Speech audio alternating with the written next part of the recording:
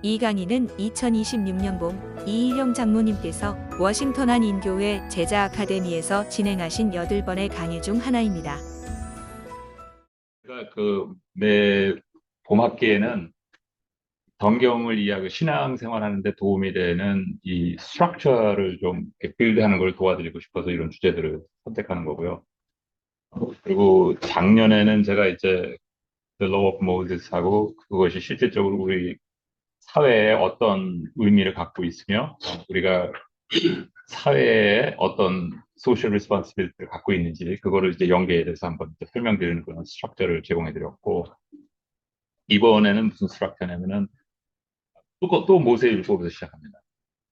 모세율법에서 이렇게 보시면은 맨 위에 제사법이 있고, 그다음에 중간에 도덕법이 있고, 그다음에 이제 사회법이 있는데, 작년에는 이 사회법을 띄워서 이것을 구체적으로 보면서 우리가 어떤 관점에서 사회에 소셜 리스폰시빌리티를 해야 되냐를 봤다면, 이번에는 그 사회법을 띄는 게 아니라 이 전체에서 이 모세율법이 그 성령의 생명의 법으로 덮임을 받거든요. 그래서 이 덮임을 받으면서 이제 승화가 되는데 이 가운데서 제사법은 당연히 뭐 없어지는 것이고 없어지는 게 아니라 풀필 돼가지고 더 이상 이제 필요하지 않게 되는 것이고 그 다음에 그 안에서 그것이 subsume 되면서 이 밑에 있었던 사회법이 없어지는 게 아니라 이 사회법의 그 enforceability라고 그럴까요? 그 binding constraint 이게 대상법으로 갑니다. 그래서 이 세상법이 이제 그거를 대신하게 하고 그 다음에 그 세상법을 키우기 위해서 그동안에 어떤 일이 벌어졌냐면 운명을 통해서 하나님께서 자연법을 형성하셨어요. 그래서 natural law라는 그 컨셉이 있었고 그래서 그 natural law라는 그 컨셉 하에서 세상의 법이 크게 되고 그 세상의 법이 자리를 잡은 다음에 예수님께서 오셔서 그때 그 성령의 법으로서 그를 덧입힘을 받습니다. 그래서 아주 가장 대표적인 게 뭐냐면 우리가 누구를 용서한다 그러면은 그 생명의 성령에 의하면은 그 사람이 잘못한 거를 그냥 없애줘야 되거든요. 캔슬 시켜줘야 되는데 세상의 법이 그것을 허용하지 않습니다. 근데 이게 아주 간단한 예의거든요. 근데 이런 그 원칙을 하시는 그 이유가 있는데 우리가 그래서 이 8주 동안 이제 공부할 것은 무엇이냐면 이러한 어떤 그 프레임워크 자체 내에서 저는 그럼 구체적으로 이 문명이 시작하면서부터 그 문명이 발달할 때 어떠한 문명의 그 법적인 거. 왜냐면 법이라는 그 자체, 뭐, 우리 여기 장로님도 계시지만, 법이라는 그 자체가 베이금에 있지를 않거든요. 그렇기 때문에 그것이 어떤 사회 그 컨텍스트에서 생기는 것인데, 그 사회에서 그 컨텍스트에서 생기는 그 자체를 지탱하고 있는 그 뒤에 있는 종교와 철학이 있습니다. 그래서 그 종교와 철학은 미니마이즈 시키고 하여튼 그거에 의해서 법 중심으로 이끌어 나가면서 그것이 어떻게 이 세상의 법이 됐고 어떻게 그것이 모세의 율법을 갖다가 자연법을 대신할 모세의 율법의 사회법을 대신할 수 있는지를 생각하는 그런 작업이고요. 그것이 이제 그 첫 번째 한 50%를 그거 하고 나머지 50%는 뭐냐면 그걸 이제 하다 보면은 그 포커스가 주로 그 예수 그리스도 정도까지 가고 그 다음에 이제 우리가 해야 되는 건 뭐냐면은 나머지 50%는 그러면은 그 다음에 생기기 시작하는 그 성령의 법의 테두리 안에서 이 세상법이 움직이고 있는데 이 세상법과 성령의 법을 왜 하나님께서 구분시켜 놓는지에 대해서 우리가 같이 생각하면서 그것이 잘못됐기 때문에 기독교 역사가 어떻게 전달됐고 그다음에 그 전달되는 그 과정 가운데에서 성경과 그다음에 전통과 그다음에 교리들이 어떠한 작용을 했는지를 좀 관찰하게 됩니다.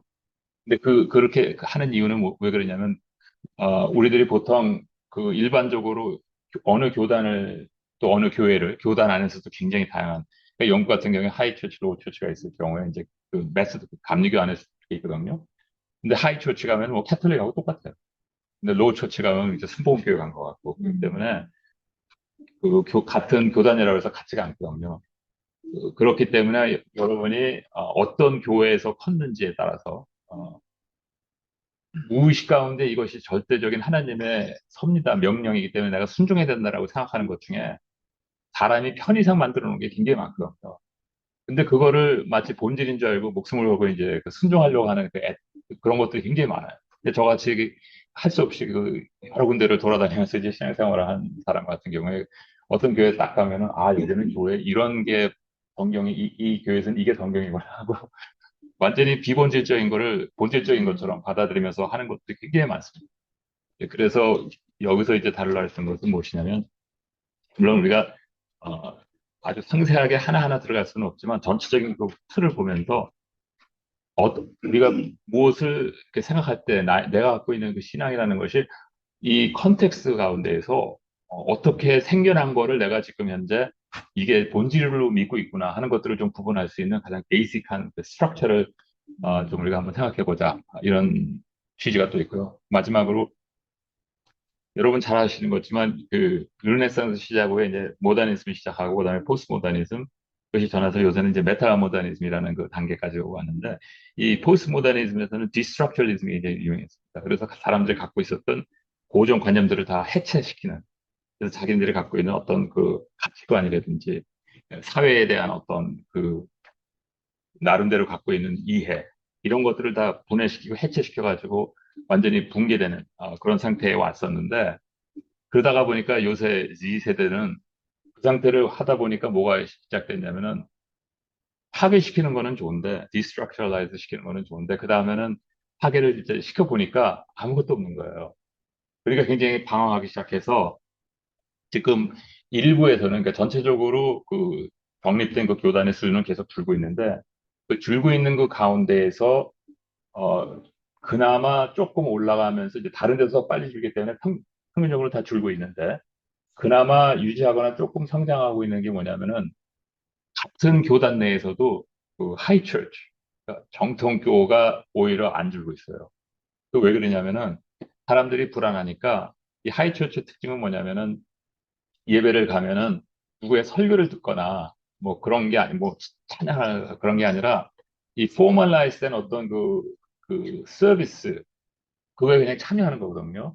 그러면 사람들이 그걸 참여함으로 말미암아, 그러니까 누가 막 얘기하고 하는 거 막 듣고 그러는 게 아니라 그냥 그 서비스 그냥 참여하는 거로 말미암아 소속감과 안정 같은 거를 찾는다라는 그런 그 해석이 굉장히 많더라고요. 그래서 실질적으로 그렇게 그 Z 세대가 교회로 다시 찾아가는 게 있는데, 그래서 그런 세대 아니면은 무조건 갔을 때 찬양만 하는, 그러니까 누구 뭐 말씀 전하는 게 아니라 그냥 찬양만 해서 처음부터 끝까지 뭔가 자기가 그 속에서 그 허헛한 것을 채울 수 있는, 처음에 찬양하고 그냥 한 두 시간 그 노래를 한 시간 할 때도 있고, 그래가지고 그냥 하고 헤어지는, 이제 그런 분위기를 굉장히 많이 다양하게 일어나거든요.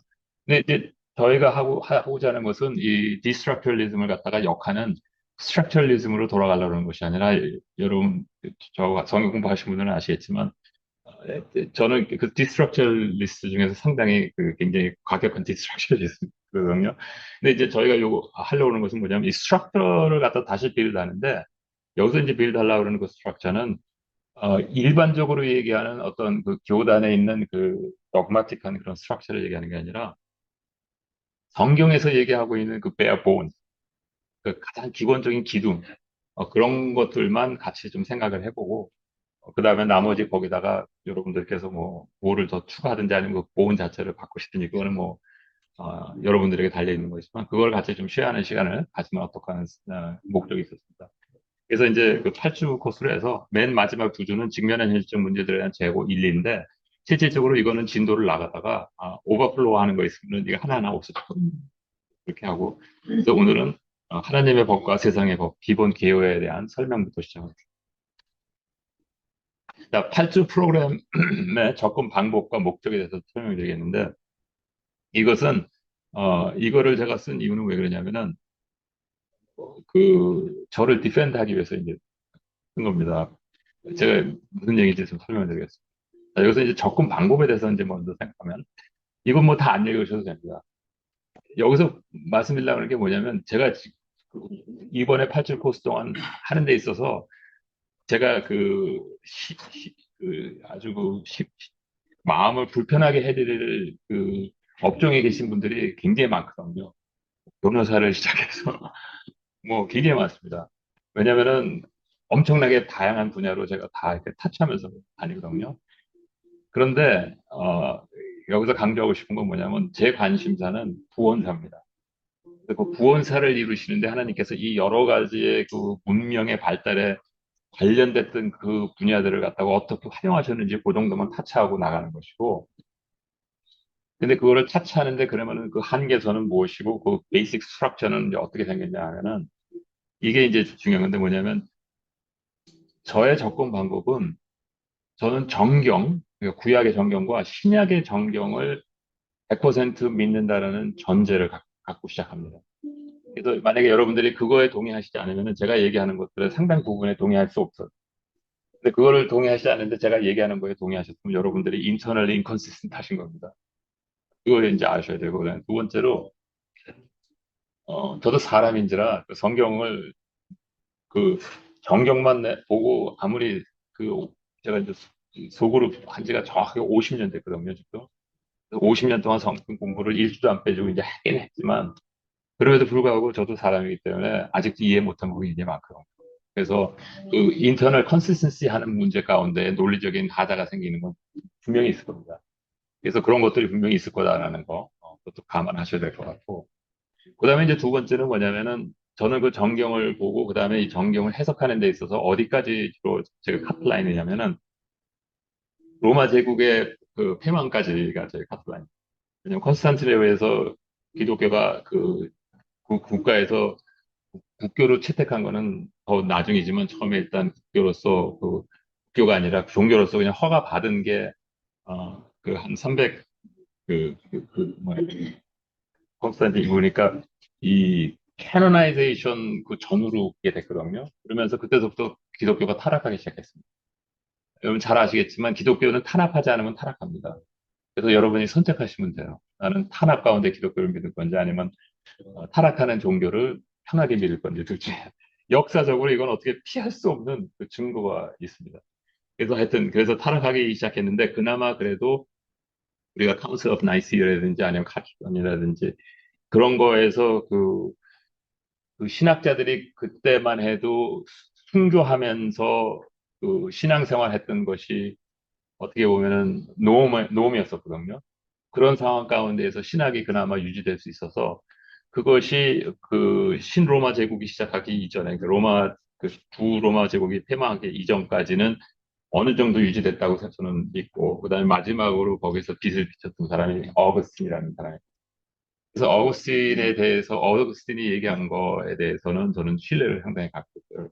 그래서 그 초대 그 교회 교구들 물론 사도 바울이 저한테는 가장 중요한 사람이고, 그 다음에 초대교회 교구들, 그 다음에 어구스틴 정도까지의, 그 다음에 나이시아하고 칼키론이라든지 이런 데에서 그 합의해서 이 정경을 해석하는데 이런 관점에서 우리가 해석을 해야 된다라고 합의된 것들이 있거든요. 그것까지 믿는다라는 걸 말씀드립니다. 그래서 결국 그게 거기에 핵심은 뭐냐면은 삼위일체의 개념과 그 다음에 예수님의 인성과 신성에 대한 개념. 자, 그게 이제 저의 그 베이스라인이고. 그래서 여기까지 또 동의하시지 않으면은, 뭐, 그러면 또 틀려져요. 그러니까 한 가지 예를 들자면은 저는, 존 웨슬리가 얘기한 것들 중에서 동의하지 않는 것들도 많거든요. 왜냐면은, 존 웨슬리는 이미 그 단계를 떠났던 사람이기 때문에 그 시대에 굉장히 도움이 됐었고, 존 웨슬리 덕분에 사실 영국에서 여러분 잘 아시겠지만, 이 혁명이 안 일어날 수 있는 그 이유 중에 하나가 있었거든요, 존 웨슬리가. 그래서 그런 의미에서 저는, 존 웨슬리를 굉장히 좋아하는데, 그렇다고 해서 다 믿는 거는, 동의하는 건 아니거든요. 하여튼, 참고로 어떤 사람이 저하고 이렇게 저를 오랫동안 한 사람이 제가 나는 존 웨슬리가 얘기하는 거 다 안 믿어. 그랬더니 웃으면서 너는 할 수 없이 감리교인이야. 그러더라고요. 그러니까 저도 모르게 그게 뼈에 뱉나 봐요. 하여튼, anyway, 그건 그렇고. 그다음에 또 한 가지는 뭐냐면은 그 제가 왜 그 이후의 사람들에 대한 그 성경 해석을 믿지 않냐면은 믿지 않는 게 아니라 다 동의하지 않냐면은 이 어거스틴 정도까지는 이 본질적인 문제를 많이 다뤘어요. 근데 그 다음서부터는 이 애플리케이션 해석의 문제에 있어서 굉장히 많이 확장하게 되는데, 근데 그때 이제 생기기 시작했던 문제가 뭐냐면은 이 해석을 확장하기 시작하다 보면은 성경을 성경은 하나님께서 이 본질적인 문제를 추상적으로 주신 거거든요. 물론 예수님을 통해서 실질적인 어떤 그 사건의 그걸 비추어 가지고 그 사건을 설명하면서 많이 설명을 하셨지만 그 사건 자체가 중요한 게 아니라 그 사건 안에 내재되어 있는 추상적 어떤 원칙들이었었단 말이에요. 그렇기 때문에 그 추상적 원칙들이 세대가 바뀌면서 어떻게 그것을 적용해야 되고 우리가 어떻게 이해를 해야 되는지 이게 계속 이게 전환이 돼야 되는데 그게 이제 교리 그 캐톨릭교가 들어오면서 멈춰버렸거든요. 그래서 레포메이션이 시작됐을 때도 불구하고 됐음에도 불구하고 그 이너셔 때문에 이 트랜스센드 하지를 못한 게 굉장히 많습니다. 그래서 오늘날까지도 그런 문제들이 지금 실질적으로 교리든지 아니면 해석하는 데 있어서 가장 최근에 대표적인 게 뭐였었냐면 창조론과 그 진화론이라는 거. 그래서 그 성경을 그 본질적인 그 어떤 추상적 개념에서 해석하면 전혀 문제가 안 되는 개념인데 그거를 트라디셔널한 그 컨셉에서 그 루짓하게 해석하다 보니까 문제가 되기. 하여튼 그런 거. 그래서 왜 제가 이렇게 길게 설명을 드리냐면 캐노나이제이션 되고 그다음에 교부들의 어떤 그 해석에 비춰서 이해를 하고 그거를 저는 기초를 쌓고 있지만 그 위에 해석하는 것은 제 나름대로 그 인터널 컨시스를 통해서 계속 하면서 그 인터널 컨시스를 하면서 이걸 확장해 나가는 방법이 뭐냐면은 두 가지가 있습니다. 하나는 이 학문적 발달. 그래서 그 과학이라든지 사회과학이라든지 뭐 하여튼 자연과학이라든지 이런 분야에서 뭔가 발달되는 그런 부분들이 있으면 저는 그거를 보면서 제가 이해하고 있는 성경의 그 인터널 컨시스턴시의 어떤 부분을 내가 조금 더 깊이 이해할 수 있는가를 계속 생각하는 그런 작업을 하고 있고 한 가지 또 예를 들면 제가 그 태하늘과 새 땅에 있어서 그 개념을 정립하는 데 가장 도움이 됐던 게 뭐냐면 대학원에 가서 수학을 듣는데 그때 그 abstract algebra를 들었거든요.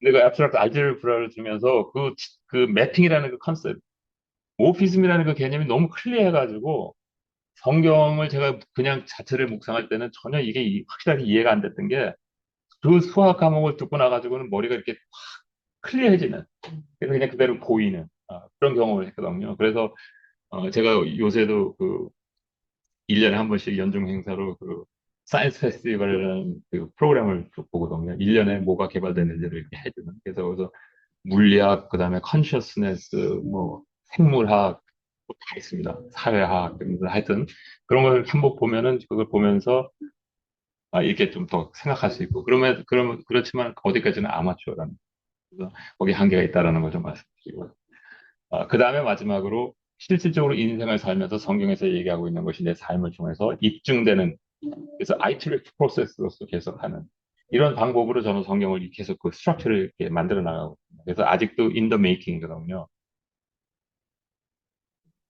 그래서 제가 이제 말씀드리는 거는 그거에 근거해서 설명을 드린다라는 걸 말씀드리고 왜냐하면 그렇지 않으면 저 사람 저거는 어떻게 저렇게 생각을 하게 됐는지 왜 설명을 안 해 이렇게 말씀하시는데 그건 제가 일일이 설명드릴 수 없는 게 뭐냐면 제가 50년 동안 이게 묵상에서 누적된 거기 때문에 언제 제가 뭐를 어떻게 깨달았는지 기억이 안 나거든요. 그러니까 그런 건 그냥 받아주시면 될 것 같고 동의하지 않으면 그냥 안 하시면 돼요. 근데 하나님의 직접 혹은 특별 계시라고 이제 보통 얘기하는데 스페셜 레벨레이션과 간접 혹은 제너럴 레벨레이션으로 이제 성경에서 이렇게 얘기하고 있죠.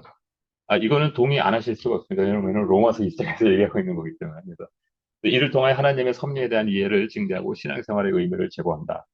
인류사의 여러 분야에 대한 이해가 완전하지 않지만 기본 틀의 해석에 큰 지장을 초래하지 않는 수준으로 이 프로그램을 좀 진행해 나가 보려고 하고요.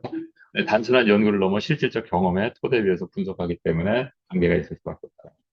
그래서 결국은 뭐냐면 목적은 세상의 법을 준수하는 것의 중요성과 특별 계시를 받는 자의 의무. 이게 왜 그러냐면 요새 가버넌스 이슈가 굉장히 문제가 많이 되거든요. 근데 이 가버넌스 이슈가 그러니까 어떤 나라가 완전히 그 정치가 무너지게 민주주의에서 독재로 전환되는 마지막 단계가 법입니다. 법이 개정된 거예요. 그래서 가버넌스가 무너지는 거예요. 그래서 그런 거에 좀 우리가 관심을 가져야 되는 것이 중요해서 그다음에 하나님의 법에 전달된 특별 계시의 한계성과 신앙생활. 그러니까 우리가 하나님께서 성령의 법이라고 해서 그거를 갖다 다 믿는다라고 무조건 그것만 집중하다 보면은 무슨 문제가 생기는지를 갖다가 알아야 된다는 것입니다. 이것이 또한 기독교 역사에 그대로 표현되고 있고, 그다음에 이 시대를 분별하는 지혜와 이에 따른 신앙인의 책임. 이거는 그렇기 때문에 우리가 어떤 자세로 지금 이 시대에 신앙생활을 해야 되는지에 대해서는 이제 생각하는 것입니다. 자, 래서 일단 오늘의 그 말씀의 진도는 이제 제가 그 이제 서론이 끝났는데 한 30분 지났거든요. 그래서 나머지 30분 동안에 이제 진도를 나가겠습니다. 오늘 나가는 진도는 제가 이렇게 기초를 쌓고 그다음에 한 단계 한 단계 올라가는 게 아니라 이렇게 하나하나 여러 그 돌들을 그냥 형으로 이렇게 나열하는 형식으로 점프해서 설명을 드리겠습니다. 제일 먼저 그러면 로마서에서 어떤 일이 벌어졌는지를 보면 잘 아시는 거기 때문에 빨리 지나가겠습니다. 불의로 진로를 막는 사람들의 모금 같지 않은 불의에 하늘로 다 나타나는 일. 이건 뭐냐면 진리를 막는 것은 사람의 마음의 타락에 비롯됐다는 것입니다. 그러니까 우리가 이 자연을 통해 가지고 하나님의 섭리를 이해하지 못하는 것은 우리가 지적으로 제한을 받기 때문이 아니라 우리의 마음이 어두워졌기 때문에 이 액세스가 안 된다. 생각에 그쪽으로 돌아가지 않는다라. 그래서 마인드의 이 확장은 머리가 돌아가는 인텔리전스와 인텔렉 자체는 그대로 인택트 된다 할지라도 그것을 어떻게 활용하고 어디에 투입하면서 그 생각의 전개를 어떻게 나가냐는 마음의 문제라는 것입니다. 근데 그 마음에서 그걸 막는다라는 것을 갖다가 여기서 지금 얘기하고 있는 것이고 19절은 뭐냐면은 그렇기 때문에 마음이 올바른 자는 진리가 어렴풋이 보일 수 있다라는 거예요. 그래서 예를 들어서 뭐 어느 종교든 간에 관계없이 이렇게 수양을 할 때 뭔가 이렇게 마음이 그 공통적인 것들이 많이 일어나죠. 그래서 어느 종교든 관계없이 그 정말 그 고차원적인 단계에 올라간 사람들끼리 모여서 같이 대화를 하면은 대화가 통하죠. 근데 그거는 학자들도 마찬가지예요. 뭐 인문학이든 뭐 자연과학이든 상관없이 어느 단계에 올라간 사람들끼리 얘기하면은 단어만 다르고 컨셉만 다르지 실질적으로 그 앱스트랙트 컨셉에서는 다 똑같은 원리들에 의해서 이게 대화가 되는 것처럼 종교도 그렇거든요. 그래서 이 마음의 올바른 자들은 진리가 어렴풋이 보인다. 그 다음에 뭐냐면은 점진적으로 확실하게 보이기 시작한다는 게 뭐냐면 처음서부터 태어나면서부터 그게 보이는 게 아니라 마음이 순수한 사람이 계속 명상하면서 이렇게 살아갈 때 뭔가 이 자연 진리 내에서 자기의 실존적 어떤 실체에 대한 이 깨달음이 시작되면서 세상을 바라보는 어떤 깊이가 생길 수 있다라는 것입니다. 그래서 우리가 자칫 잘못하면 기독교인들은 이 세상의 진리를 다 아는데 이 세상 사람들은 전혀 몰라. 이거는 굉장히 잘못된 개념이라는 것이죠. 전혀 틀린 얘기입니다. 오히려 그 반대거든요. 근데 그 왜 반대인지 그건 나중에 제가. 그 다음에 이제 21절 보면은 그렇지 않으면 마음이 무기력하게 되어 노예처럼 된다는 거죠. 여기 중요한 것은 마음이 무기력하게 되면은 노예처럼 살게 된다는 거죠. 이게 좀 무슨 얘기인지 조금 더 설명해. 그래서 스스로 지혜 있다나 우준하게 돼요. 이게 우준이 아니라 우준이라는 단어예요. 고책으로 우준하게 돼요. 그래서 그런 단계에 도달하면 지각이 판단 역량을 상실한다는 거예요. 그래서 자연법과 사람의 법은 무엇이냐면은 여기서 점진적으로 확실하게 보이기 시작한다라는 것이 자연법의 근거입니다. 그래서 거기에서부터 이 사람의 법이 떨어져 나가는 것입니다. 확실해지는 것이 이런 단계로 이제 벌어진다는 것을 설명 주시고요. 그래서 조금 더 이제 이거는 이제 추가 설명을 드리는 뭐냐면 이게 맨 이쪽에 왼쪽에 있는 그림이 뭐냐면 마음이 이제 밝다. 정상적인 사람은 사고하는 능력이 있다라는 거죠. 사방으로 관계성에 이게 뭐냐면 사고한다라는 그 개념은 근본적으로 뭐냐면은 이 for relationship에 대해서 우리가 누가복음 때 많이 얘기하지 않았습니까? 그럼 이 for relationship과 자기의 관계성에 대해서 이 인텔렉트를 활용해 가지고 논의한다라는 것입니다. 내가 relative to 이런 관계에서 생각을 하다 보니까 거기에서부터 이 사고가 건강하게 다 돌아간다는 얘기거든요. 근데 이 두 번째는 뭐냐면은 허망해진다라는 것은 뭐냐면 마음이 어두워진다라는 개념이고요. 그러면은 허망해지면 어이없고 허무하게 된다라 그러면 마음이 막히게 되면은 보시는 것처럼 이 인텔렉트 자체가 그대로 있었어도 그 인텔렉트가 펑션하는 그 방법이 파괴된다라는 이게 기울어진다는 얘기입니다. 그래서 어떤 사람이 IQ가 150인데 그 사람이 사고하는 그 능력이 마음이 깨끗할 때와 그다음에 마음이 허망해졌을 때 헛것을 추구할 때 그럴 때 그 사람이 똑같이 IQ가 150인데 실질적으로 그 사람이 그 IQ 150을 활용해가지고 나오는 결론은 굉장히 엉뚱한 결론들이 나오고 있다. 왜냐면은 엉뚱한 거를 추구하기 때문에 그 생각에 그래서 제가 이 릴레이션십의 그 밸런스를 맞춘다는 게 그거거든요. 그것에 대한 어떤 그 sense of normality, relative 그 self relative position in existential frame 이런 데서 자기의 그 relativity를 갖다가 상실하게 되면은 이 생각의 그 인텔렉트가 제대로 작동을 못 한다는 것을 이제 말씀드립니다. 이게 지금 제가 얘기하는 게 아니라 이제 여기서 이제 얘기하는 거고요. 그렇게 되면 어떻게 되냐면 미련하게 된다는 건 이해하지 못하는 상태. 그래서 이 생각이 이렇게 마음에 어두워졌기 때문에 허무한 것만 추구하기 때문에 이 인텔렉트가 제대로 작동을 못해서 이 관계성이 파괴돼서 자기가 이 관계성이 어떻게 돌아가는지에 대한 전혀 개념이 없어요. 없다는 것이죠. 근데 그것이 인간과 인간의 관계뿐만 아니라 인간과 자연과의 관계. 이거는 뭐냐면 학문을 접근하는 그 방법에 있어서도 문제가 생긴다는. 그래서 어둠이 주체가 상실됐다라는 것. 이 어둠이 실존적인 관점에 있어서 어둡다라는 개념은 뭐냐면은 자기의 아이덴티티가 이 실체 가운데에서 어디에서 어떤 역할을 하고 있는지 개념을 잡을 수 없다라는 게. 그러니까 내가 있는데 내가 누구하고 싸우는데 내가 왜 싸우고 있는지도 모르면서 그냥 화가 나니까 싸우는 그런 관계를 이제 얘기해요. 그래서 우준이라는 말은 무엇이냐면 맛을 잃은 판단력을 상실한 이런 단계에 이제 도달하게 됐다. 그런 그 맛을 잃은의 반대가 뭡니까? 짠맛, 소금이죠. 그래서 우준의 반대가 소금에 그런 식으로 우리가 얘기하죠. 자, 이제 그 다음에 자, 그래서 이제 여기서 이 natural law가 이런 데에서 이제 비롯될 수 있는데 이 natural law를 또 반대하는 당연한 게 무엇이냐면은 우준해지는 사람이 많기 때문에 이 natural law하고 계속 컨플릭트가 생길 거라는 것을 이제 예견하는 것이죠. 그다음에 이제 로마서 이게 이제 성령의 법인데 뭐 잘 아시겠지만 모든 믿는 자에게 주시는 구원을 주시는 하나님의 능력. 능력이라는 것은 무슨 뜻이냐면은 이 키네틱 에너지를 가능케 하는 그 원동력 아닙니까? 근데 그 키네틱 에너지라는 것은 실제로 물리적인 되게 보면은 이 물리적 세상에서의 키네틱 에너지는 운동하는 거잖아요. 생명을 상징하는 거고. 거기서 그 생명에 있어서 영혼이 있느냐 없느냐 그거는 약간들이 이슈지만 움직이는 그 자체가 키네틱 에너지로서 여기서 모든 믿는 자에게 구원을 주신 하나님의 능력이다라는 그 개념은 단순하게 구원받는다라는 그 개념이 또 예수 믿어 그랬다 예수 믿어요 그럼 너 구원받다 이런 개념이나 이 구원이라는 하나님의 그 복음이라는 그 자체는 복음이 뭡니까? 예수 그리스도거든요.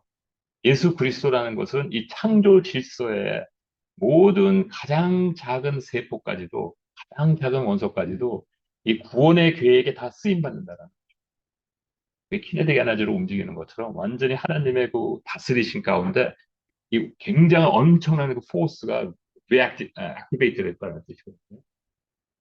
그 가운데에서 우리가 구원받는다는 것이 동참한다는 것이고 그렇기 때문에 하늘의 권세 잡으니까 땅에 떨어졌다는 이유가 이 권세라는 것은 천사를 의미하는 것인데 천사는 어떤 그 도메인에 대한 그 프린시플을 임플레멘트하는 가디언이거든요. 근데 그 가디언이 떨어졌다는 건 뭐냐면 이 질서 자체가 바뀌었다는 얘기.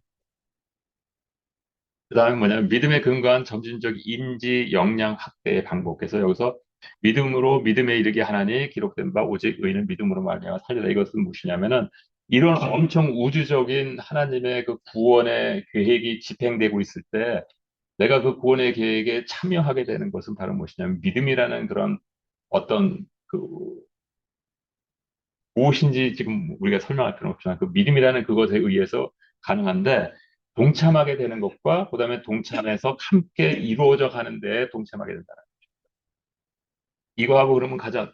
우리가 비유할 수 있는 게 뭐냐면은 여러분들이 기도하실 때 예를 들어서 음, 내가 기도도 여러분들이 어떤 단계에 있느냐에서 다른 이제 방법을 이제 기도를 하게 되겠죠. 근데 하여튼 어떤 단계든 간에 관계없이 여러분이 어떤 기도를 하는 단계에서 기도를 하실 때, 뭐 하나님 그러면서 막 이거 어떻게 하고 이거 막 이렇게 대화를 하시잖아요. 대화했을 때 아무 느낌도 없다. 아무 반응도 없는 것 같다. 그래서, 나를 그러면 하셨나? 이렇게 생각하시는 거 있잖아요. 근데 그 irrelevant 하다는. 기도는 우리에게 뭐 느낌이 오고, 뭐 그다음에 기분이 좋고, 그게 기도가 아니거든요. 기도는 뭐냐? 믿음으로 하는 거예요. 그래서 믿음이 없이 하나님을 기쁘시게 하지 못하나니, 거기서 나는 거예요. 왜냐면 우리 믿음에서 시작해서 믿음으로 하는 거고. 그래서 내가 뭘 느끼든 안 믿기든은 irrelevant 한 거예요. 나는 믿음으로 하는 거거든. 하나님 앞에. 그래서 보이지 않는데 내가 믿음으로 하는 것을 하나님께서 기뻐하시는 것이고, 내가 무슨 말을 했는데 내가 말을 잘못했다고 하나님께서 말 실수했어. irrelevant 하다는 거예요. 그래서 이게 이제 로마서에서 이런 기본적인 개념을 우리가 다시 한번 생각해 볼 수가 있고, 이게 바로 뭐냐면 성령의 법의 근거거든요.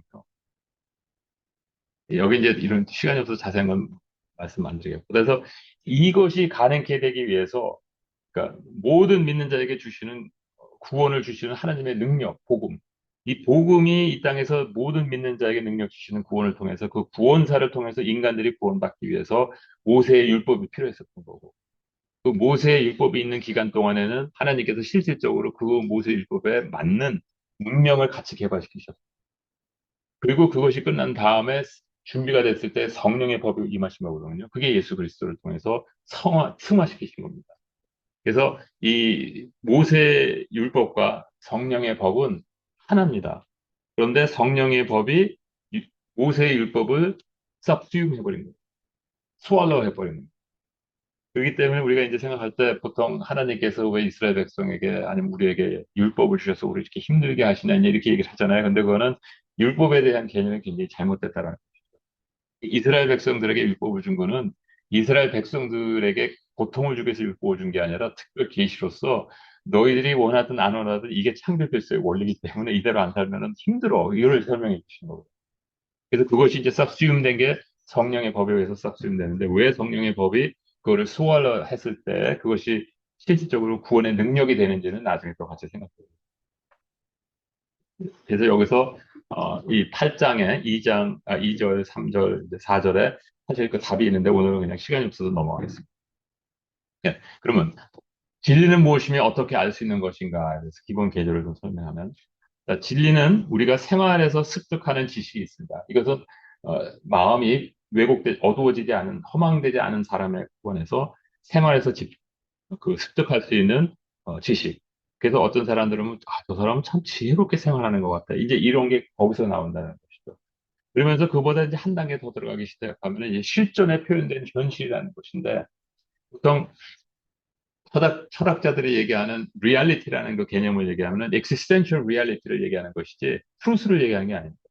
그래서 이제 이거는 일반적으로 그 실존에 표현된 현실이라는 것은 어, 이 생활에서 습득한 어떤 그런 지혜를 한 단계 넘어서서 그 뒤에 있는 인간의 어떻게 보면 실존적인 실체를 이해하는 그 범위 내에서 이거는 메타피식스 쪽으로 거의 들어가는 왔다 갔다 하는 그 정도의 그 단계에서 이제 느낄 수 있는 것이죠. 그 다음에 이제 창조의 이유와 원리에 대해서는 우리가 액세스를 갖다가 상쇄해 보겠습니다. 그 이유는 왜 그러냐면 이 창조의 이유와 원리를 액세스할 수 있는 것은 영밖에 할 수가 없는데 그 영은 여러분 잘 아시겠지만 지금 노먼탄 리전이거든요. 이게 죽었다는 개념과 노먼타다는 개념은 이제 다릅니다. 그 다음에 이제 혼이라는 그 개념은 인투이션으로 접근할 수 있는데 이게 바로 뭐냐면 실존에 표현된 현실은 우리가 인투이션으로 이제 보는 거고 생활에서 습득한 지식이 바로 뭐냐면 rational. 이거 굉장히 단순화시켜서 이제 구분해 놓은 거거든요. 그러니까 어디서부터 육과 혼이 구분되냐, 뭐 이런 질문은 이제 irrelevant 합니다. 왜냐하면 실질적으로 현실에서는 영과 육과 혼이 하나거든요. 그래서 이 구분이 될 수 있는 건 아니에요. 그래서 진리라는 것은 인간이 참 자유로워질 수 있는 길이라는 거예요. 왜 진리가 인간이 자유로울 수 있겠습니까? 마치 뭐가 같으냐면은 수영 전혀 못하는 사람은 물에 집어넣었단 말이에요. 그러면 그 물 속에서 그 사람이 자유로우려면 어떻게 돼요? 수영하는 법을 배워야 될 거예요. 수영하는 법을 배우려면 뭐를 알아야 돼요? 내 몸과 이 물의 관계성을 이해해야 되죠. 근데 그 물의 속성이 진리예요.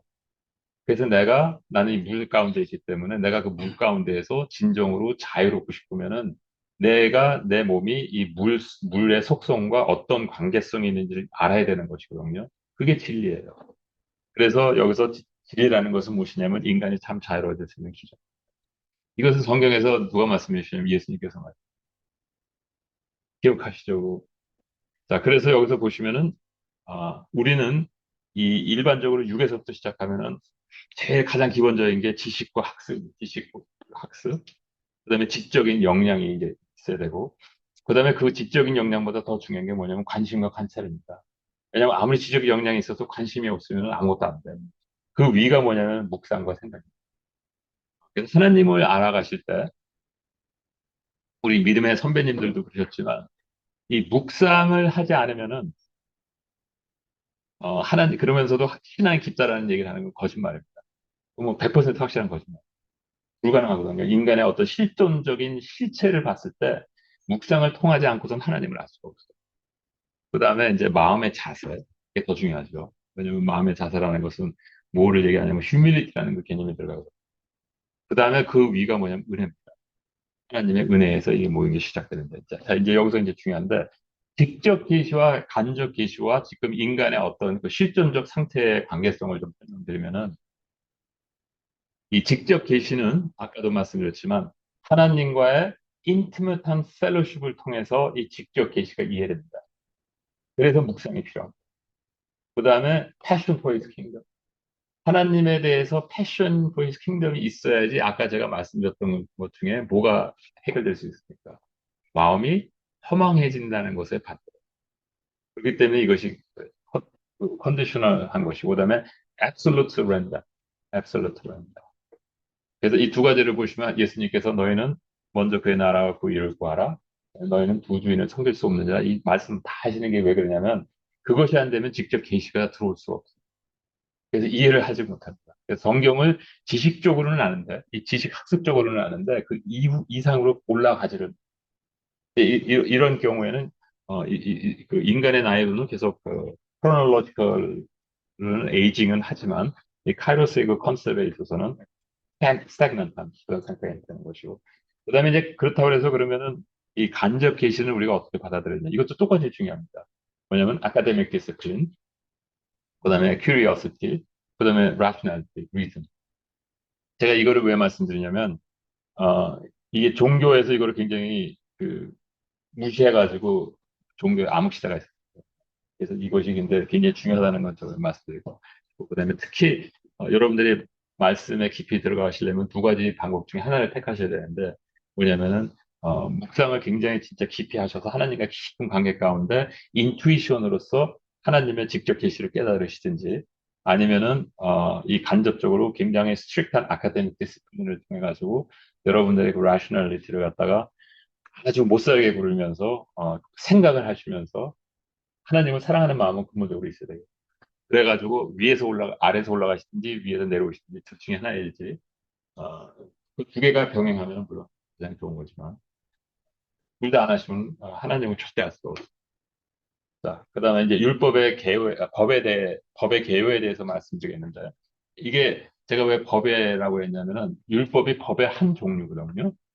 그래서 제가 이제 법의 개요에 대해서 말씀드리면 법은 특정 도메인 내에서 해당 영역을 규정하는 지배 원리의 일부 혹은 이와 일관되게 독립적 주체가 수행하는 행위로 정의된다. 무슨 얘기인지 금방 아시겠죠? 저도 제가 써놓고 잘 모르겠어요. 쓸 때는 알았는데, 그래서 제가 그림으로 좀 설명드리겠습니다. 자, 지배 원리의 일부다, 이렇게 생각하시면 되는데, 보여드리겠습니다. 이게 이제 그 어떤 그 싹 도메인입니다. 어떤 그 영역이 있다라고 생각할 때, 여기서 법은 스스로 있지 않습니다. 아까도 말씀드렸지만 법이라는 그 컨셉은 스스로 있는 것이 아니라 뭐냐면 특정 영역에 관련되어 정의가 가능하다는 것입니다. 어떤 그 도메인이 있는데 이거는 제가 도메인 그러면은 앱스트랙트 컨셉을 얘기하는 거죠. 무슨 뭐 사회 이런 게 아니라 어떤 그 도메인이 있고 거기서 그 도메인을 디파인하는 그 프린시플 그래서 그 예를 들어서 여러분들 가운데 뭐 토폴로지컬 스페이스 그러면은 토폴로지컬 그 스페이스 안에서 뭐가 일어나는지를 갖다 디파인하는 데피니션이 있지 않습니까? 그런 게 토폴로지컬 스페이스가 디파인 되는 거거든요. 그런 것처럼 이 법이라는 그 개념은 뭐냐면 여러분이 어떤 도메인을 갖다가 이렇게 특정하실 때 그 도메인이라는 그 특정했다라는 그 자체가 뭘 얘기하는 거냐면은 이 도메인을 갖다가 디파인하는 프린시플들의 종합체가 이 도메인이라는 그래서 어떤 도메인의 법이라는 것은 무엇이냐면 그 프린시플들이 그 법이에요. 그래서 보시면은 영역을 규명하는 원칙들과 일치된 그래서 가장 쉬운 예를 제가 여기다 드린 것입니다. 그럼 이것이 하나의 그 도메인이라고 생각하면은 이 도메인의 원칙을 두 가지의 원칙을 우리가 유출해내서 이 두 가지 원칙이 동시에 만족시켜야 이 도메인에 포함될 수 있다라고 얘기하면은 두 가지가 뭐겠습니까? 이러한 90도 각도로 세 면이 같이 겹쳐야지 되는 것이 이 원칙 중에 하나다. 그다음에 그 어떤 것이라도 이 정사각형이라는 그 쉐이프를 그 existential presence를 가져야지만 이 도메인에 있어야 되는데 이 두 가지 컨디션이 만족돼야지만 이 도메인의 데피니션에 합당하다. 그게 법이에요. 그러면 여기 뭐가 들어가겠습니까? 예, 그 여기서 나가야 되는 애가 누구? 포함되지 않는 거. 그 원이죠. 그래서 얘는 이제 내보내야 돼요. 자, 그러면은 이제 그 다음에 혹은 그랬지 않습니까? 이거는 왜 제가 이렇게 복잡하게 만들었어요? 이건 뭐냐면 다이나믹한 거고. 다이나믹한데 뭐가 다이나믹하냐면은 인디비주얼 여기서 제가 보여드렸던 이런 그 데피니션 가운데 여기는 한 가지 애디셔널 된 게 뭐냐면은 인디비주얼한 어떤 그런 그 이 엔티티들 있지 않습니까? 이 안에서 이 도메인 안에서 존재하는 그 인디비주얼 엔티티들이 이 도메인의 데피니션을 맞는데 한 가지 틀린 게 있는데 그게 뭐냐면은 초이스라는 인디펜던스가 있는 거예요. 독립적으로 선택할 수 있는 인디펜던스. 가장 쉽게 얘기하기 위해서 이 도메인의 원칙은 뭡니까?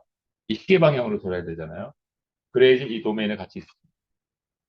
근데 선택하는 거죠. 근데 반대로 돌 수도 있어요. 그러면 누가 여기서 지금 오드맨 아웃? 저쪽에 있는 애죠.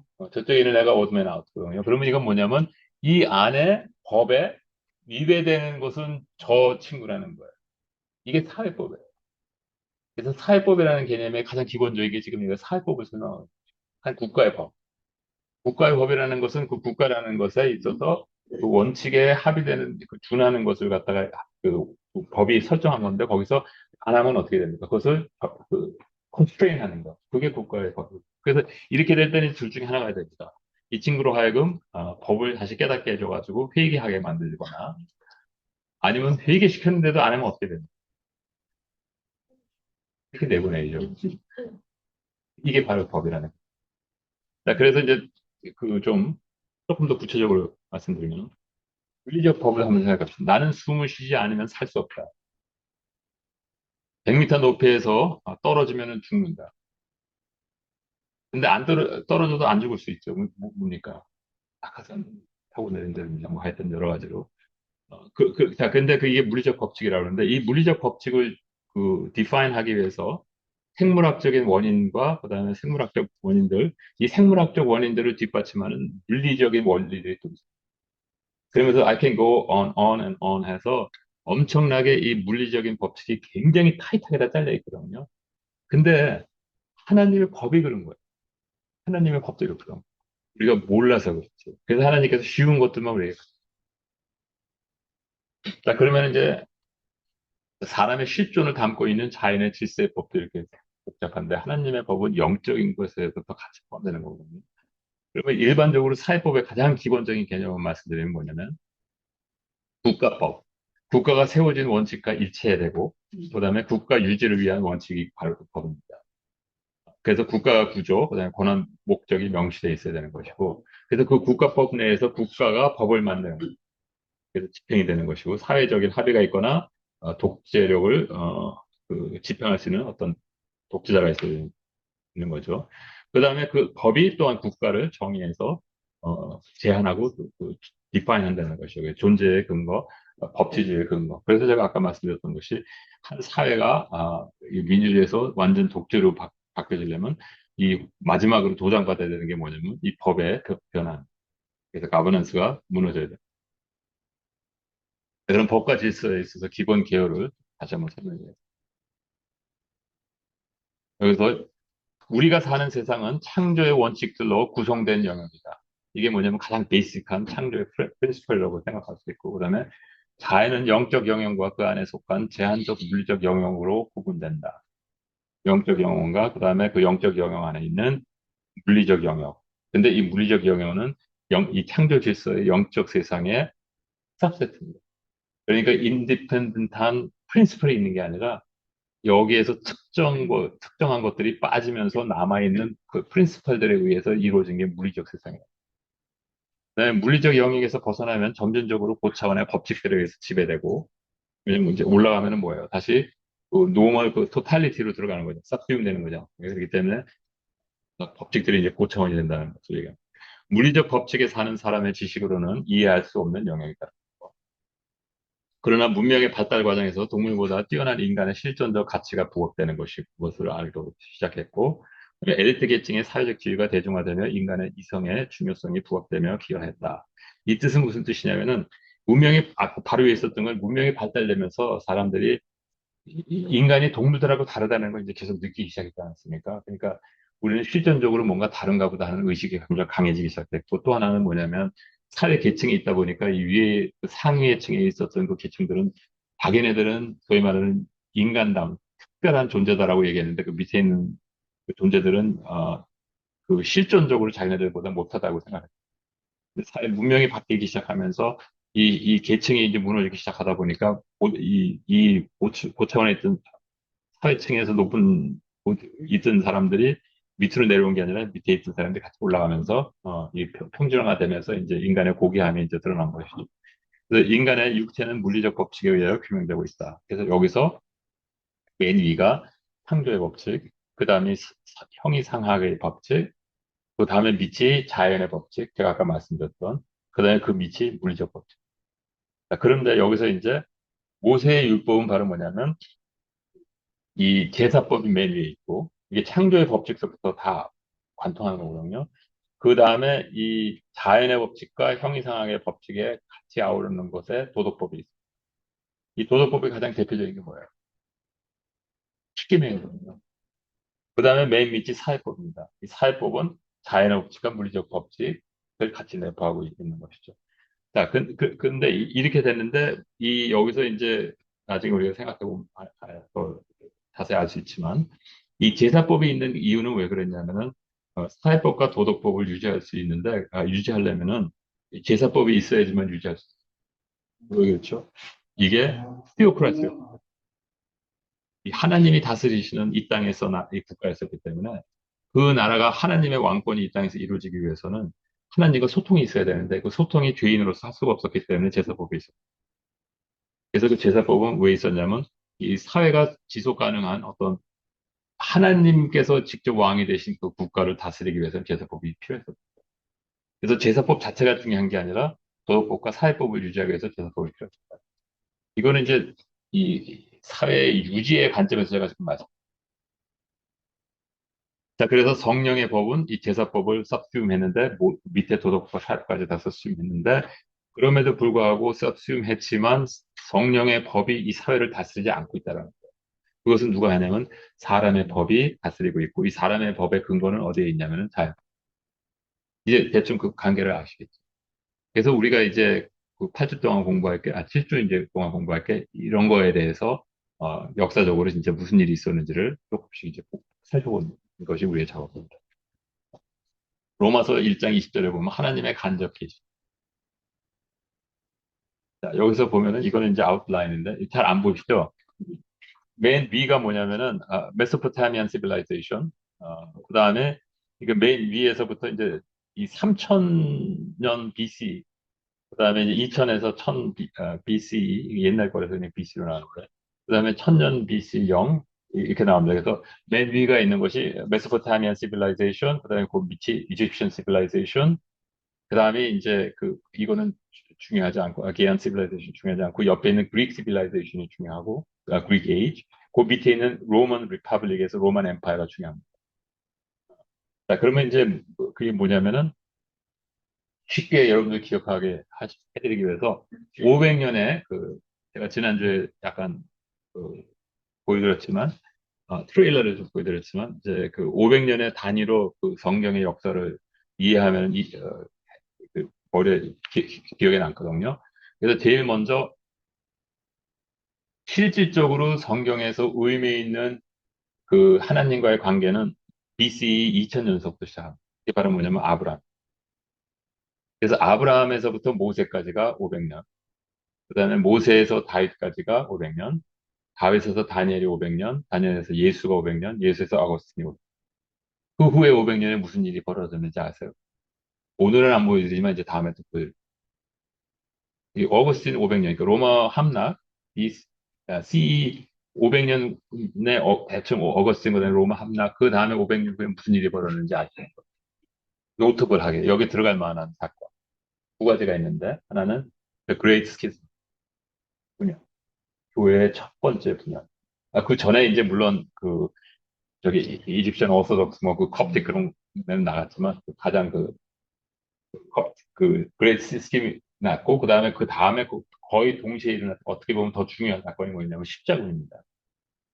왜 십자군이 이렇게 의미가 있을까요?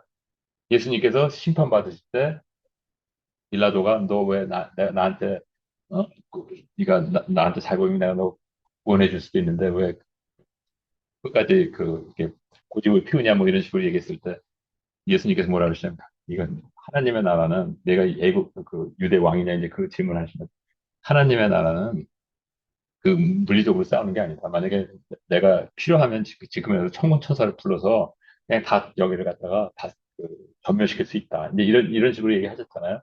그 얘기는 뭐냐면 성령의 법의 원칙을 말씀하신 거거든요. 앞으로 있을 성령의 법의 다스리심이 어떤 세대라는 것을 갖다가 거기서 가르쳐 주신 건데, 그런데 십자군은 뭡니까? 천군을 부른 거예요. 무슨 얘기인지 아시겠죠?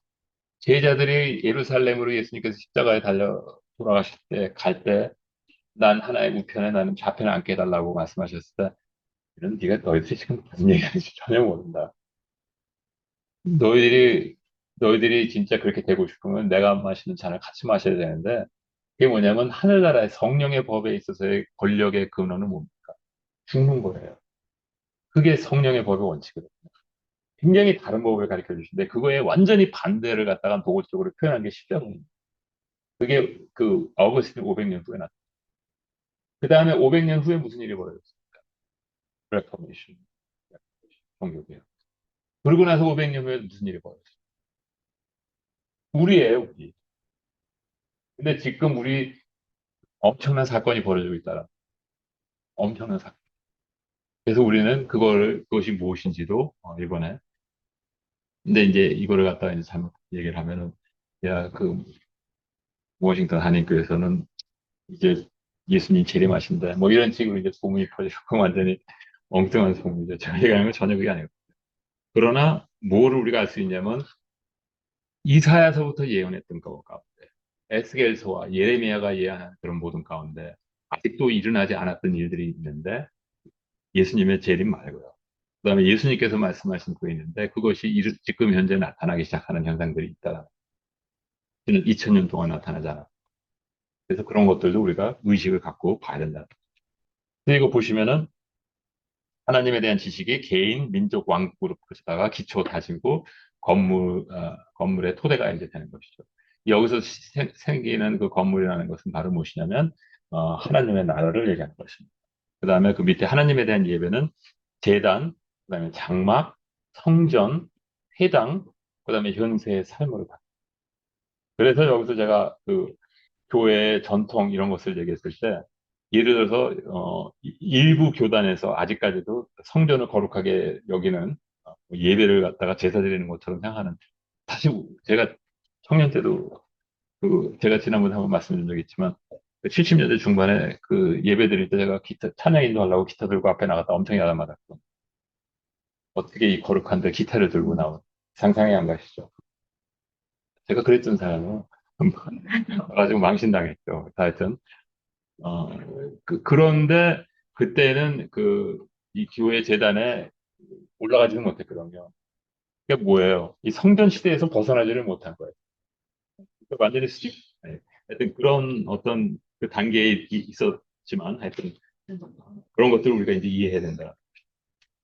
그래서 하나님의 그 간접 계시는 인류 문명, 사회 질서를 유지하는 법적 제도적 틀을 발전을 통해 점진적으로 전개되고, 그 다음에 인류는 하나님의 섭리 아래 역사적인 시행착오 과정을 거치면서 무엇이 안정을 촉진하고 무엇이 그것을 저해하는지 배우게 되며, 이를 통해 인센티브 불합치, 인센티브 인컴패티빌리티라는 개념이 있거든요.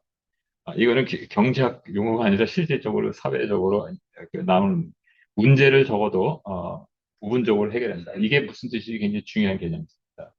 이거를 이해하는 게 왜 하나님께서 자연법을 통해서 그 하나님의 나라, 그 성령의 법을 그 인간의 법 위에 씌웠는지 그 이유 중에 하나가 여기 있어요. 나중에 또 생각하게 되면 인류의 지적 역량을 확대함으로 창조에 내재되는 원리를 이성적으로 파악할 수 있게 하시고 그다음에 이는 창조 질서를 이성과 지성으로 더듬어 알아가는 과정이고 이로 인하여 얻게 되는 지식을 자연법이라고 합니다. 마지막으로 이제 왜 이런 내용을 학습해야 하는지 다시 이제 정리하면서 마치겠습니다. 하나님께서는 인류의 구원을 이루시기 위하여 창조의 모든 원서 하나하나를 다 활용하고 계심을 알기 위하여. 그러니까 신앙생활이라는 것은 단순하게 그냥 너 예수 믿어 그럼 아멘 그러면 됐어 너 이제 구원받았어. 이게 신앙생활이 아니라는 거예요. 이거는 뭔지 잘 모르겠어요. 근데 그거는 신앙생활이라는 건 뭐냐면 이 우주적인 하나님의 구원사가 작동을 시작했을 때 그 우주적인 하나님의 그 엄청난 그 힘에 자기가 진입해서 동참해서 함께 살아가면서 구원을 이루어 나가는 그것이 신앙생활이라는 거예요. 이거는 무슨 교회에서 무슨 열심히 런 개념이 아니라는 거예요. 이거는 자기가 호흡하고 있는 이 자체가 내가 왜 호흡을 하고 있는지에 대한 그 이유서부터 바뀌는 것이 신앙생활입니다. 그래서 그것을 어떻게 표현하고 싶고 이거는 completely free. 하나님의 부르심대로 하면 되는 거고. 그래서 자기가 교회를 안 나가고 완전히 엔조를 통해 가지고 자기 하나님의 섭리를 섬기고 싶다 해도 that's fine too. 전혀 그런 그 본질과 비본질을 갖다가 트랜스센드 해가지고 진정한 자유가 무엇인지, 신앙에서 주는 자유가 무엇인지를 아는 사람은 그런 사람이 자기가 스스로 결단해서 뭘 할 때는 that's fine. 그렇지 않고서는 뭐냐면은 부분적으로 노예라는 거예요. 두 번째로 이를 통하여 피조물의 중심에서 우리가 각자 무슨 자세로 무엇을 해야 하는지를 계고하기 위해서 이제 그런 관점에서 그 다음에 곧 인생의 본질적인 것들과 비본질적인 것들을 구분하여 풍성한 삶을 누릴 수 있도록 돕기 위하여 이 땅에서 우리가 기독교인으로서 이 구원사에 동참함으로 말미암아 사회적 책임, 우리가 구원사에 동참한다는 것은 무엇이냐면 그 구원사에 동참하는 것의 증거가 사회적 책임이 우리도 모르는 사회에 그대로 잘 표현되는 것이 증거입니다. 그런데 그것이 제대로 이루어지지 않고 그것을 하는데 방해되는 요소가 바로 뭐냐면 하나님의 나라가 확장되는 것을 저해하는 것이고. 근데 여러분들이 우리 각자 굉장히 다양한 삶을 살기 때문에 여러분들이 각자 무슨 삶을 어떻게 사는지 전혀 모르지 않습니까? 그러니까 구체적으로 제가 예를 들어 드릴 수가 없어요. 그러나 한 가지 확실한 것은 무엇이냐면 개인이 제 인생을 살아봤을 때 제가 무엇을 하든 간에 하나님의 나라가 이 땅에 이루어지기 위해서 제대로 하려고 그러다 보니까 자유 시간이 없었어요. 이것이 무슨 뭐 어디 가서 뭐 봉사 이런 개념이 아니에요. 하다못해 무슨 직장에서 일을 할 때도 그 일이 하나님의 나라에 확장되기 위해서 그것을 하기 위해서 고민했던 시간들 이런 것들이 제 시간을 엄청 많이 차지했기 때문에 연구했던 시간들 이런 것들이 제 인생에 있어서 엄청난 시간을 다 차지했고 근데 그것이 하나님의 나라를 이루는 그 방법인데 그런 거를 안 하고 예를 들어서 제가 어디 가서 뭐 봉사만 했다. 그 봉사하는 게 나쁘다는 얘기가 아니라 그것도 당연히 해야죠. 근데 제가 말씀드리고 싶은 건 뭐냐면 하나님의 나라를 이 땅에서 이루는 그 자체는 일반적으로 생각하는 그 차원과 굉장히 다르다는 걸 말씀. 그 단계를 이해해야지만 우리가 사회적 책임을 다할 수 있는 것이고 그 사회적 책임을 다 했을 때 비로소 이 사회가 지속 가능해지는 거예요. 오늘날 겪고 있는 이 많은 문제들 가운데 가장 큰 문제가 저의 입장에서 보면은 기독교인들이 기독교인답게 생활을 안 했기 때문에 사회적 책임으로 그것이 표현이 안 됐다라고 저는 생각합니다. 그래서 지금 우리가 이 지금 심각한 문제에 봉착해 있다고 생각합니다. 사실 이렇게 웃으면서 지금 우리 얘기하고 있지만 지금 우리 다 마음속에 굉장히 불안하지 않습니까? 무슨 일이 벌어질지 모르. 이 사회를 이렇게 자초한 것이 저희는 우리라고 생각합니다. 하다못해 하여튼 거기까지만 하여튼 한 가지 확실한 것은 무엇이냐면 하나님의 나라를 이루기 위해서 제3자가 저를 봤을 때는 신앙생활하는 것 같이 안 보이는 게 95%는 그렇게 해서 저는 하나님의 나라를 이루고 있다고 합니다. 그래서 궁극적으로 하나님의 나라의 실현을 위해서 우리는 하는 것이다. 그래서 하나님을 알되 하나님으로 영화롭게도 아니하며 감사치도 아니하고 오히려 그 생각에 허망하여지며 미련한 마음이 어두워졌나니 스스로 지혜 있다 하나 우준하게 되어 썩어지지 아니하는 하나님의 영광을 썩어질 사람과 금수와 버러지의 형상의 우상으로 바꾸니라. 대표적인 게 누굽니까? 시내산에서 모세 율법을 줬을 때 우리가 하나님의 백성이겠나라고 선언한 다음에 모세가 다시 산에 올라갈 때 뭐 했습니까? 풍성하지 만들었어요. 뭐예요? 썩어질 사람과 그 금수와 버러질 형상의 우상으로 바꿉니다. 사람은 복음을 들었을 때 하나님의 나라를 위해서 자기가 헌신하겠다라고 나가서 헌신하면서 그러는데 헌신해서 그럴 때 제일 먼저 하는 게 뭐냐면 풍성하지만 그거에 대해서 우리는 굉장히 심각하게 생각해 봐요. 그래서 그 청년 집회들 갔을 때 여러분 하나님을 위해서 앞으로 헌신하겠다는 분 앞으로 나오세요. 그럴 때 제가 제일 싫어했던 게 뭐냐면 정신없이 나가서 헌신한 다음에 뭐 무슨 뭘 또 그다음에 그 사람들 인생 나중에 보면은 뭐 하여튼 그 평생 이제 캠퍼스 미니스트를 한 사람의 입장에서는 그게 너무 가슴 아픈 그런 것들을 볼 때만. 그래서 그 로마서 8장 21을 보면 사도 바울의 영성을 여기서 볼 수가 있습니다. 피조물이 바라는 것은 썩어짐의 종노릇한 데서 해방되어 하나님의 자녀들의 영광에 자유에 이르는 것이니라. 피조물이 다 이제까지 함께 탄식하며 함께 고통하는 것을 우리가 아나니. 이게 왜 사도 바울의 영성입니까? 사도 바울은 구원이라는 개념이 너 예수 믿어 그랬을 때 아멘이 아니라 하나님의 엄청난 우주적 사건이 돌아가고 있으면서 그 우주적 사건을 제일 잘하는 게 누구라고 얘기하는 것입니다. 자연이 알고 있다는 거예요. 자연이 알고 있다는 것이고 그거를 사도 바울은 뭐 하는 거예요? 느끼는 거예요. 이 자연이 알고 있는 거예요. 그만큼 하나님과의 영성이 깊은 사람들은 자연을 바라보면서 하나님의 구원의 계획이 지금 움직이는 것이 보인다라는 우리가 원하는 우리가 추구해야 되는 신앙은 바로 그런 신앙이라는 거예요. 하나님과의 그 관계성의 깊이를 가면서 하나님의 마음이 읽어지고 이 세상을 보면서 하나님의 생각이 무엇인지를 이해할 수 있는.